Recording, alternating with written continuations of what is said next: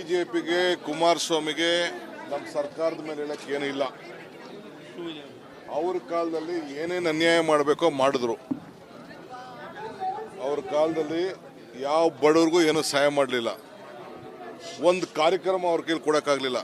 ಒಂದು ಯಾವ್ದಾದ್ರು ಒಂದು ಬಡವ್ರಿಗೆ ಅಕ್ಕಿ ಕೊಡೋ ಕಾರ್ಯಕ್ರಮ ಅವ್ರು ಮಾಡಿದ್ರಾ, ಕಾರ್ಡ್ ಕೊಡೋ ಕಾರ್ಯಕ್ರಮ ಅವ್ರು ಮಾಡಿದ್ರಾ, ಪೆನ್ಷನ್ ಕೊಡೋ ಕಾರ್ಯಕ್ರಮ ಅವ್ರು ಮಾಡಿದ್ರಾ, ಸೈಟ್ ಕೊಡೋ ಕಾರ್ಯಕ್ರಮ, ಆಶ್ರಯ ಕಾರ್ಯಕ್ರಮ ಅವ್ರ ಕಾಲದಲ್ಲಿ ಏನಾರು ಆಯ್ತಾ, ಜಮೀನು ಕೊಡೋ ಕಾರ್ಯಕ್ರಮ ಅವರು ಆಯ್ತಾ? ನಾವು ಇವತ್ತು ಇದನ್ನ ಏನು ಕೆಲವು ಸಂದರ್ಭದಲ್ಲಿ ಕೆಲವು ಸರ್ಕಾರಿ ನೌಕರಿದ್ದಾರೆ, ಅನುಕೂಲಸ್ಥರಿದ್ದಾರೆ, ಅವ್ರಿಗೆಲ್ಲ ಸಿಗ್ತಾ ಇದೆ. ಅದನ್ನೆಲ್ಲ ಲಿಸ್ಟು ನಮಗೆ ಮೊದಲಿಂದನೂ ಕೂಡ ಅದನ್ನೆಲ್ಲ ಸರ್ವೆ ಮಾಡಿ ಇಟ್ಟಿದ್ದು. ಇವತ್ತು ಹೇಳ್ತಾ ಇದ್ದೀವಿ, ಯಾರ್ಯಾರು ಬಡವರಿದ್ದಾರೆ, ಕೆಲವರು ಒಂದೊಂದು, ಈಗ ನಮ್ಮ ರಾಜ್ಯ ಅತಿ ಹೆಚ್ಚು ಅನುಕೂಲ ಇದೆ.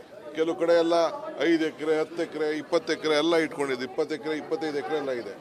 ಬಡವರು ಯಾರು ಅನ್ನೋದು ಒಂದು ಲಿಮಿಟೇಷನ್ನು ಸೆಂಟ್ರಲ್ ಗೌರ್ಮೆಂಟ್ ಅವರೇ ಮಾಡಿದ್ದಾರೆ. ಆ ಪ್ರಕಾರ ಇದನ್ನು ಎಕ್ಸಾಮಿನ್ ಮಾಡ್ತಾ ಇದ್ದಾರೆ.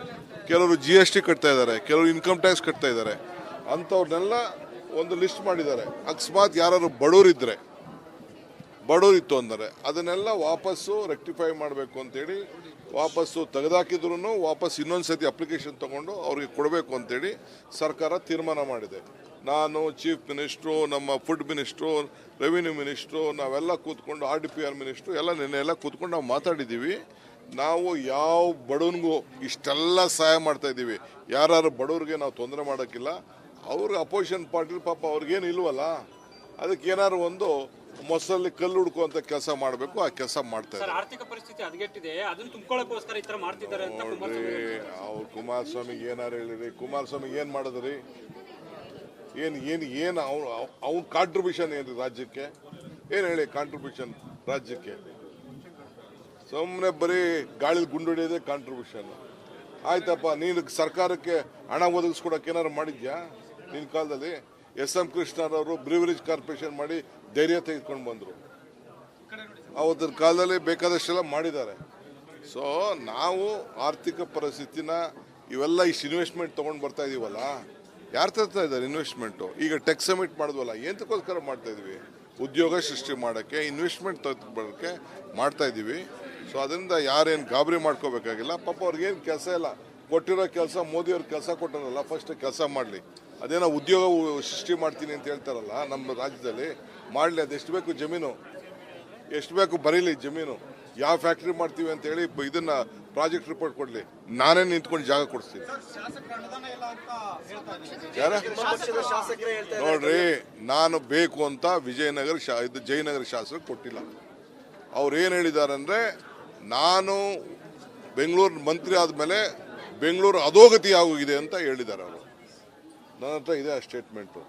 ನಾನು ರಾಜರಾಜೇಶ್ವರಿ ಕೊಟ್ಟಿದ್ದೀನಿ ರೀ, ಇವ್ರಿಗೆ ಅಶೋಕ್ ಕಾನ್ಸ್ಟಿಟ್ಯೂನ್ಸಿ ಕೊಟ್ಟಿದ್ದೀನಿ, ಬೊಮ್ಮನಹಳ್ಳಿ ಕೊಟ್ಟಿದ್ದೀನಿ, BJP ದಾಸಹಳ್ಳಿ ಕೊಟ್ಟಿದ್ದೀನಿ. ಎಲ್ಲರಿಗೂ ಇದು ಡಿಸ್ಟ್ರಿಕ್ಟ್ ಗ್ರಾಂಟ್. ಅದು ಒಬ್ಬ ಉಪಮುಖ್ಯಮಂತ್ರಿಗಿದ್ದಂಥ ಡಿಸ್ಟ್ರಿಕ್ಟ್ ಮಿನಿಸ್ಟ್ರಿಗಿರೋಂಥ ಡಿಸ್ಟ್ರಿಕ್ಟ್ ಗ್ರಾಂಟು. ನಾನು ಅವ್ರು ಅಧೋಗತಿ ಆಗಿದೆ ಅಂತ ಹೇಳಿದಾರಲ್ಲ, ಸ್ವಲ್ಪ ನೋಡೋಣ ಅದೇನು ಅಧೋಗತಿ ಆಗಿದೆ ಅಂತ. ನಾನು ಅವ್ರ ಕ್ಷೇತ್ರ, ಅವ್ರ ಪಾಪ್ಯುಲೇಷನ್ ಎಲ್ಲ ನನಗೆ ಗೊತ್ತಿದೆ. ನಾನು ನೋಡ್ತೀನಿ ಅದೇನು ಅಧೋಗತಿ ಆಗಿದೆ, ಏನು ಪ್ರಾಬ್ಲಮ್ ಅಂತ ನೋಡ್ತೀನಿ. ನಾನು ಸುಮ್ಮನೆ ಬಿಟ್ಟು ನೋಡಿ, ಶಾಸಕರು ಹೇಳಿದ್ದಾರೆ ಅಭಿವೃದ್ಧಿ ಕಾರ್ಯಕ್ಕೆ ಗ್ರಾಂಟ್ ಇಲ್ಲ, ದುಡ್ಡು ಬರ್ತಾ ಇಲ್ಲ ಅಂತ. ಗ್ಯಾರಂಟಿ ಯೋಜನೆಗಳಿಗೆ ಹೋಗ್ತಾ ಇದೆ. ಕೆಲವರು ಅವ್ರ ಇದಕ್ಕೆ ಮಾತಾಡ್ಬೋದು, ಏನೋ ಲೆಕ್ಕಾಚಾರಕ್ಕೆ ಇಡ್ಬೋದು ಅಷ್ಟೇ. ಹಂಗಂತ ಅಂದ್ಬಿಟ್ಟು ದೇರ್ ಇಸ್ ಎ ಪ್ರೊಸೀಜರ್ ಇದೆ. ಹಂಗಂತ ಅವ್ರು ಕೇಳ್ತಾರೆ ಅಂದ್ಬಿಟ್ಟು ಎಲ್ಲ ನನ್ನ ಹತ್ರನೇ ಒಬ್ಬೊಬ್ಬರು 100 ಕೋಟಿಗೆ ತೊಗೊಂಡು ಬರ್ತಾರೆ. ಹಂಗಂತ 100 ಕೋಟಿ ಕೊಡೋಕ್ಕಾಗ್ತದಾ? ಯಾರು 100 ಕೋಟಿ ಕೊಡೋಕ್ಕಾಗಲ್ಲ, 50 ಕೋಟಿಗೂ ಕೊಡೋಕ್ಕಾಗಲ್ಲ. ಒಂದೊಂದು ಕ್ಷೇತ್ರಕ್ಕೆ ಎಷ್ಟು ಕೊಡ್ಬೋದು, ಏನು ಕೊಡ್ಬೋದು ಅಂತ ಒಂದು ಲೆಕ್ಕಾಚಾರ ಇದೆ. ಆ ಲೆಕ್ಕಾಚಾರದ ಮೇಲೆ ನಾವು ಕೊಡ್ತೀವಿ. ನಾವು ಸರ್ ಶಾಸಕರ ಖರೀದಿ ಆಗ್ತಿದೆಯಾ ಸರ್? ನಿಮ್ಗೇನಾದ್ರೂ ಅರ್ತಿ ಸುಳಿವು ಬಂದಿದಾ? MLAಗಳು ಯಾರಾದ್ರೂ ಹೇಳಿದಾರೆ ಸರ್? ನೋಡ್ರಿ, ನೀವು ಮಾಧ್ಯಮದವರು ಚರ್ಚೆ ಮಾಡ್ತಾ ಇಲ್ಲ, ನಾನು ನಿಮ್ಮನ್ನೇ ಅಕ್ಯೂಸ್ ಮಾಡ್ತಾ ಇದ್ದೀನಿ. ಯತ್ನಾಳು 1,000 ಕೋಟಿ ರೂಪಾಯಿ ಖರೀದಿ, 1,000 ಕೋಟಿ ರೂಪಾಯಿ ಕಲೆಕ್ಷನ್ ಆಗಿದೆ ಅಂತ ಹೇಳಿದ್ಮೇಲೆ ನೀವು ಯಾಕೆ ಡಿಬೇಟ್ ಮಾಡ್ತಾ ಇಲ್ಲ? Why you are not debating? ಅವ್ರು ಹೇಳಿದೋ ಇಲ್ಲೋ, BJP ಹಾಕಿದ್ರ ಬಗ್ಗೆ ಮಾತಾಡ್ತಾ ಇಲ್ಲ. ಫಸ್ಟು 1,000 ಕೋಟಿ ರೂಪಾಯಿ ಅಂತ ಯತ್ನಾಳು ಹೇಳಿದ ಮೇಲೆ ನೀವು ಚರ್ಚೆ ಮಾಡಿ. ಫಸ್ಟು ಎಲ್ಲಿಂದ ಬಂತು, ಯಾರು ಬಂತು, ಯಡಿಯೂರಪ್ಪನವ್ರ ಮನೇಲಿ ಇದೆಯಾ, ಇವನ್ ಅಶೋಕ್ ಮನೇಲಿ ಇದೆಯಾ, ವಿಜೇಂದ್ರ ಮನೇಲಿ ಇದೆಯಾ, ಅಶ್ವತ್ಥನಾರಾಯಣ ಮನೇಲಿ ಇದೆಯಾ, ಕುಮಾರಸ್ವಾಮಿ ಮನೇಲಿ ಇದೆಯಾ, ಎಲ್ಲಿದೆ ಅಂತ ಹೇಳಿ ಫಸ್ಟ್ ನೀವು ಚರ್ಚೆ ಮಾಡಬೇಕು ಇದನ್ನ. ಸುಮ್ಮನೆ ಒಬ್ಬ ಮಿನಿಸ್ಟರ್ ಅವನ ಮೇಲೆ ಏನಾದ್ರು ಬೇರೆ ಅಲಿಗೇಷನ್ ಮಾಡಿದ್ರಾ ಇಲ್ಲ ಅವ್ನಿಗೆ ನೋಟಿಸ್ ಕೊಟ್ರ ಬಿಜೆಪಿಯವರು? ಫಸ್ಟ್ ಅಲ್ಲಿಂದ ಶುರು ಆಗಲಿ, ಆಮೇಲೆ ಮಿಕ್ಕಿದ ಮಾತು. ಬಾರ್ ಅಸೋಸಿಯೇಷನ್ ಬಂದಿದೆ ಸರ್, ಆರ್.ಬಿ. ತಿಮ್ಮಾಪುರ್ ವಿರುದ್ಧ ಕ್ರಮ ಕೈಗೊಳ್ಳುವಂತೆ ಸಿಎಂಗೆ ಮನವಿ ಮಾಡಿದ್ದಾರೆ. ನೋಡಿ, ಅವ್ರದ್ದು ಏನೇನು ನೋವಿದೆಯೋ will look it it. Chief minister time ಕೊಟ್ಟಿದ್ದಾರೆ 4 ಗಂಟೆಗೆ. ಇವತ್ತು ಅವ್ರನ್ನ ಕರೆದು ಮಾತಾಡ್ತಾರೆ. ನಾವು ಎಲ್ಲರಿಗೂ ಕೂಡ, ನಾನು ಹಿಂದೆ ಬೆಂಗಳೂರು ಸಿಟಿ ಬಾರ್ ಅಸೋಸಿಯೇಷನ್ ಬಂದಿದ್ದರು, ನಾನೇ ಪೊಲೀಸ್ ಕಮಿಷನರ್ ಕಳಿಸಿದ್ದೆ, ಸಾರ್ಟ್ ಔಟ್ ಮಾಡ್ತೀವಿ. ನಾವು ಎಲ್ಲ ಪಾಪ ವರ್ತಕರು ಒಳ್ಳೆ ಕೆಲಸ ಮಾಡೋರಿಗೆ ಯಾರಿಗೂ ಹ್ಯಾರಾಸ್ಮೆಂಟ್ ಆಗಬಾರ್ದು, ಅದು ನಮ್ಮ ಡ್ಯೂಟಿ. ನಾವು ಅದನ್ನು ಸೆಟ್ರೇಟ್ ಮಾಡ್ತೀವಿ. ಬಿಜೆಪಿಗೆ, ಕುಮಾರಸ್ವಾಮಿಗೆ ನಮ್ಮ ಸರ್ಕಾರದ ಮೇಲೆ ಹೇಳಕ್ಕೆ ಏನೂ ಇಲ್ಲ. ಅವ್ರ ಕಾಲದಲ್ಲಿ ಏನೇನು ಅನ್ಯಾಯ ಮಾಡಬೇಕೋ ಮಾಡಿದ್ರು. ಅವ್ರ ಕಾಲದಲ್ಲಿ ಯಾವ ಬಡವ್ರಿಗೂ ಏನೂ ಸಹಾಯ ಮಾಡಲಿಲ್ಲ. ಒಂದು ಕಾರ್ಯಕ್ರಮ ಅವ್ರ ಕೈಲಿ ಕೊಡೋಕ್ಕಾಗಲಿಲ್ಲ. ಒಂದು ಯಾವ್ದಾದ್ರು ಅವ್ರ ಬಡವ್ರಿಗೆ ಅಕ್ಕಿ ಕೊಡೋ ಕಾರ್ಯಕ್ರಮ ಅವ್ರು ಮಾಡಿದ್ರಾ? ಕಾರ್ಡ್ ಕೊಡೋ ಕಾರ್ಯಕ್ರಮ ಅವ್ರು ಮಾಡಿದ್ರಾ? ಪೆನ್ಷನ್ ಕೊಡೋ ಕಾರ್ಯಕ್ರಮ ಅವ್ರು ಮಾಡಿದ್ರಾ? ಸೈಟ್ ಕೊಡೋ ಕಾರ್ಯಕ್ರಮ, ಆಶ್ರಯ ಕಾರ್ಯಕ್ರಮ ಅವ್ರ ಕಾಲದಲ್ಲಿ ಏನಾರು ಆಯ್ತಾ? ಜಮೀನು ಕೊಡೋ ಕಾರ್ಯಕ್ರಮ ಅವರು ಆಯ್ತಾ? ನಾವು ಇವತ್ತು ಇದನ್ನ ಏನು ಕೆಲವು ಸಂದರ್ಭದಲ್ಲಿ ಕೆಲವು ಸರ್ಕಾರಿ ನೌಕರಿದ್ದಾರೆ, ಅನುಕೂಲಸ್ಥರಿದ್ದಾರೆ, ಅವ್ರಿಗೆಲ್ಲ ಸಿಗ್ತಾ ಇದೆ. ಅದನ್ನೆಲ್ಲ ಲಿಸ್ಟು ನಮಗೆ ಮೊದಲಿಂದನೂ ಕೂಡ ಅದನ್ನೆಲ್ಲ ಸರ್ವೆ ಮಾಡಿ ಇಟ್ಟಿದ್ದು. ಇವತ್ತು ಹೇಳ್ತಾ ಇದ್ದೀವಿ, ಯಾರ್ಯಾರು ಬಡವರಿದ್ದಾರೆ, ಕೆಲವರು ಒಂದೊಂದು, ಈಗ ನಮ್ಮ ರಾಜ್ಯ ಅತಿ ಹೆಚ್ಚು ಅನುಕೂಲ ಇದೆ.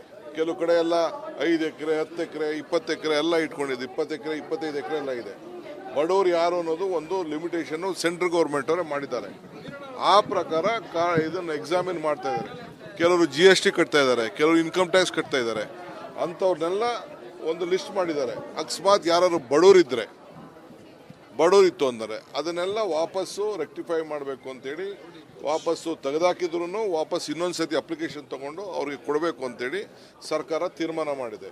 ನಾನು, ಚೀಫ್ ಮಿನಿಸ್ಟ್ರು, ನಮ್ಮ ಫುಡ್ ಮಿನಿಸ್ಟ್ರು, ರೆವಿನ್ಯೂ ಮಿನಿಸ್ಟ್ರು, ನಾವೆಲ್ಲ ಕೂತ್ಕೊಂಡು RDPR ಮಿನಿಸ್ಟ್ರು ಎಲ್ಲ ಕೂತ್ಕೊಂಡು ನಾವು ಮಾತಾಡಿದ್ದೀವಿ. ನಾವು ಯಾವ ಬಡವನಿಗೂ ಇಷ್ಟೆಲ್ಲ ಸಹಾಯ ಮಾಡ್ತಾ ಇದ್ದೀವಿ. ಯಾರು ಬಡವ್ರಿಗೆ ನಾವು ತೊಂದರೆ ಮಾಡೋಕ್ಕಿಲ್ಲ.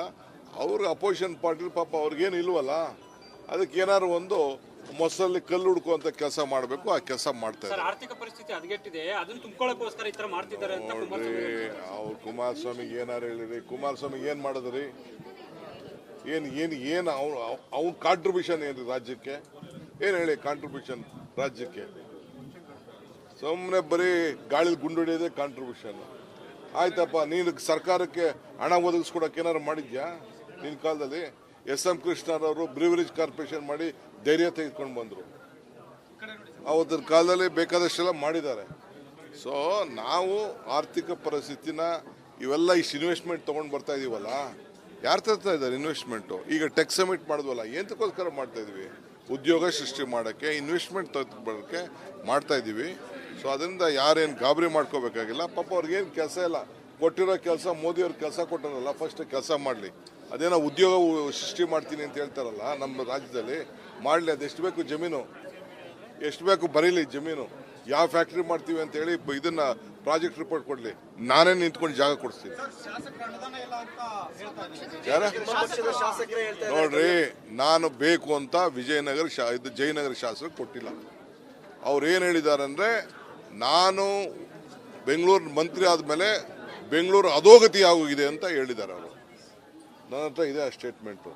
ನಾನು ರಾಜರಾಜೇಶ್ವರಿ ನಗರ್ ಕೊಟ್ಟಿದ್ದೀನಿ ರೀ, ಇವ್ರಿಗೆ ಅಶೋಕ್ ಕಾನ್ಸ್ಟಿಟ್ಯೂನ್ಸಿ ಕೊಟ್ಟಿದ್ದೀನಿ, ಬೊಮ್ಮನಹಳ್ಳಿ ಕೊಟ್ಟಿದ್ದೀನಿ, BJP ದಾಸಹಳ್ಳಿ ಕೊಟ್ಟಿದ್ದೀನಿ. ಎಲ್ಲರಿಗೂ ಇದು ಡಿಸ್ಟ್ರಿಕ್ಟ್ ಗ್ರಾಂಟ್. ಅದು ಒಬ್ಬ ಉಪಮುಖ್ಯಮಂತ್ರಿಗಿದ್ದಂಥ ಡಿಸ್ಟ್ರಿಕ್ಟ್ ಮಿನಿಸ್ಟ್ರಿಗಿರೋಂಥ ಡಿಸ್ಟ್ರಿಕ್ಟ್ ಗ್ರಾಂಟು.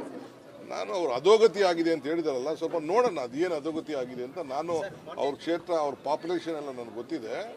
ನಾನು ನೋಡ್ತೀನಿ ಅದೇನು ಅಧೋಗತಿ ಆಗಿದೆ, ಏನು ಪ್ರಾಬ್ಲಮ್ ಅಂತ ನೋಡ್ತೀನಿ. ನಾನು ಸುಮ್ಮನೆ ಬಿಟ್ಟು ನೋಡಿ, ನಿಮ್ಮ ಬಗ್ಗೆ ಶಾಸಕರು ಹೇಳಿದ್ದಾರೆ ಅಭಿವೃದ್ಧಿ ಕಾರ್ಯಕ್ಕೆ ಗ್ರಾಂಟ್ ಇಲ್ಲ, ದುಡ್ಡು ಬರ್ತಾ ಇಲ್ಲ ಅಂತ. ಗ್ಯಾರಂಟಿ ಯೋಜನೆಗಳಿಗೆ ಹೋಗ್ತಾ ಇದೆ. ಕೆಲವರು ಅವ್ರ ಇದಕ್ಕೆ ಮಾತಾಡ್ಬೋದು, ಏನೋ ಲೆಕ್ಕಾಚಾರಕ್ಕೆ ಇಡ್ಬೋದು ಅಷ್ಟೇ. ಹಂಗಂತ ಅಂದ್ಬಿಟ್ಟು ದೇರ್ ಇಸ್ ಎ ಪ್ರೊಸೀಜರ್ ಇದೆ. ಹಂಗಂತ ಅವ್ರು ಕೇಳ್ತಾರೆ ಅಂದ್ಬಿಟ್ಟು ಎಲ್ಲ ನಂದಂತಾನೆ ಒಬ್ಬೊಬ್ಬರು 100 ಕೋಟಿಗೆ ತೊಗೊಂಡು ಬರ್ತಾರೆ. ಹಂಗಂತ 100 ಕೋಟಿ ಕೊಡೋಕ್ಕಾಗ್ತದಾ? ಯಾರು 100 ಕೋಟಿ ಕೊಡೋಕ್ಕಾಗಲ್ಲ, 50 ಕೋಟಿಗೂ ಕೊಡೋಕ್ಕಾಗಲ್ಲ. ಒಂದೊಂದು ಕ್ಷೇತ್ರಕ್ಕೆ ಎಷ್ಟು ಕೊಡ್ಬೋದು, ಏನು ಕೊಡ್ಬೋದು ಅಂತ ಒಂದು ಲೆಕ್ಕಾಚಾರ ಇದೆ. ಆ ಲೆಕ್ಕಾಚಾರದ ಮೇಲೆ ನಾವು ಕೊಡ್ತೀವಿ ನಾವು. ಸರ್ ಶಾಸಕರ ಖರೀದಿ ಆಗ್ತಿದೆಯಾ ಸರ್ ನಿಮ್ಗೇನಾದ್ರೂ ಅರ್ತಿ ಸುಳಿವು ಬಂದಿದಾ ಎಂಎಲ್ಎಗಳು ಯಾರಾದ್ರೂ ಹೇಳಿದಾರೆ ಸರ್ ನೋಡ್ರಿ, ನೀವು ಮಾಧ್ಯಮದವರು ಚರ್ಚೆ ಮಾಡ್ತಾ ಇಲ್ಲ, ನಾನು ನಿಮ್ಮನ್ನೇ ಅಕ್ಯೂಸ್ ಮಾಡ್ತಾ ಇದ್ದೀನಿ. ಯತ್ನಾಳು 1,000 ಕೋಟಿ ರೂಪಾಯಿ ಖರೀದಿ 1,000 ಕೋಟಿ ರೂಪಾಯಿ ಕಲೆಕ್ಷನ್ ಆಗಿದೆ ಅಂತ ಹೇಳಿದ್ಮೇಲೆ ನೀವು ಯಾಕೆ ಡಿಬೇಟ್ ಮಾಡ್ತಾ ಇಲ್ಲ? Why you are not debating? ಅವ್ರು ಹೇಳಿದೋ ಇಲ್ಲೋ, BJP ಹಾಕಿದ್ರ ಬಗ್ಗೆ ಮಾತಾಡ್ತಾ ಇಲ್ಲ. ಫಸ್ಟು 1,000 ಕೋಟಿ ರೂಪಾಯಿ ಅಂತ ಯತ್ನಾಳ್ ಹೇಳಿದ ಮೇಲೆ ನೀವು ಚರ್ಚೆ ಮಾಡಿ. ಫಸ್ಟು ಎಲ್ಲಿಂದ ಬಂತು, ಯಾರು ಬಂತು, ಯಡಿಯೂರಪ್ಪನವ್ರ ಮನೇಲಿ ಇದೆಯಾ, ಇವನ್ ಅಶೋಕ್ ಮನೇಲಿ ಇದೆಯಾ, ವಿಜೇಂದ್ರ ಮನೇಲಿ ಇದೆಯಾ, ಅಶ್ವತ್ಥನಾರಾಯಣ ಮನೇಲಿ ಇದೆಯಾ, ಕುಮಾರಸ್ವಾಮಿ ಮನೇಲಿ ಇದೆಯಾ, ಎಲ್ಲಿದೆ ಅಂತೇಳಿ ಫಸ್ಟು ನೀವು ಚರ್ಚೆ ಮಾಡ್ಬೇಕು. ಇದನ್ನು ಸುಮ್ಮನೆ ಒಬ್ಬ ಬಿರಿಷ್ಟು ಅವನ ಮೇಲೆ ಏನಾದ್ರು ಬೇರೆ ಅಲಿಗೇಷನ್ ಮಾಡಿದ್ರಾ, ಇಲ್ಲ ಅವನಿಗೆ ನೋಟಿಸ್ ಕೊಟ್ರ BJP ಅವರು? ಫಸ್ಟ್ ಅಲ್ಲಿಂದ ಶುರು ಆಗಲಿ, ಆಮೇಲೆ ಮಿಕ್ಕಿದ ಮಾತು. ನಾಳೆ ಬಾರ್ ಅಸೋಸಿಯೇಷನ್ ಬಂದಿದೆ ಸರ್. RP ತಿಮ್ಮಾಪುರ್ ವಿರುದ್ಧ ಕ್ರಮ ಕೈಗೊಳ್ಳುವಂತೆ CMಗೆ ಮನವಿ ಮಾಡಿದ್ದಾರೆ. ನೋಡಿ, ಅವ್ರದ್ದು ಏನೇನು ನೋವಿದೆಯೋ look it it. Chief minister time ಕೊಟ್ಟಿದ್ದಾರೆ 4 ಗಂಟೆಗೆ. ಇವತ್ತು ಅವ್ರನ್ನ ಕರೆದು ಮಾತಾಡ್ತಾರೆ. ನಾವು ಎಲ್ಲರಿಗೂ ಕೂಡ, ನಾನು ಹಿಂದೆ ಬೆಂಗಳೂರು ಸಿಟಿ ಬಾರ್ ಅಸೋಸಿಯೇಷನ್ ಬಂದಿದ್ದರು, ನಾನೇ ಪೊಲೀಸ್ ಕಮಿಷನರ್ ಕಳಿಸಿದ್ದೆ, ಸಾರ್ಟ್ ಔಟ್ ಮಾಡ್ತೀವಿ. ನಾವು ಎಲ್ಲ ಪಾಪ ವರ್ತಕರು ಒಳ್ಳೆ ಕೆಲಸ ಮಾಡೋರಿಗೆ ಯಾರಿಗೂ ಹ್ಯಾರಾಸ್ಮೆಂಟ್ ಆಗಬಾರ್ದು, ಅದು ನಮ್ಮ ಡ್ಯೂಟಿ. ನಾವು ಅದನ್ನು ಸೆಟ್ರೇಟ್ ಮಾಡ್ತೀವಿ.